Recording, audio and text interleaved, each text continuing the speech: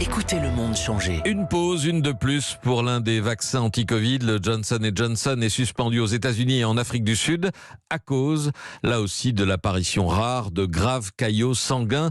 Pas de chance pour l'Europe et la France qui s'apprêtaient à démarrer leur campagne avec ce vaccin à une seule dose. Anne Le Gall, que vont devenir les 200 000 doses qui viennent de nous être livrées ? Alors la campagne ne devait démarrer que le 22 avril et ces doses vont rester en attente, en tout cas le temps qu'on en sache plus, parce que l'Agence européenne du médicament enquête aussi depuis la fin de la semaine dernière sur ces thromboses qui pourraient être provoquées par le vaccin Janssen chez des femmes de moins de 50 ans. Alors on parle de phénomènes rares, moins d'un cas pour 1 million d'injections et pas de lien de cause à effet pour l'instant.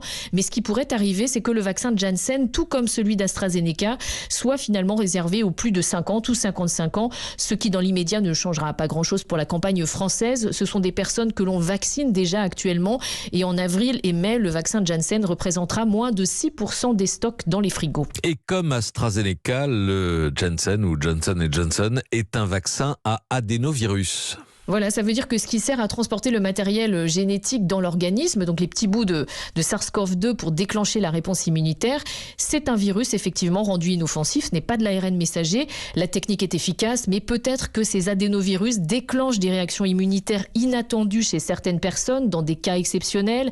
C'est ce que les experts cherchent à comprendre en ce moment, m'a expliqué hier Marie-Paul Kieny, présidente du comité vaccin Covid en France.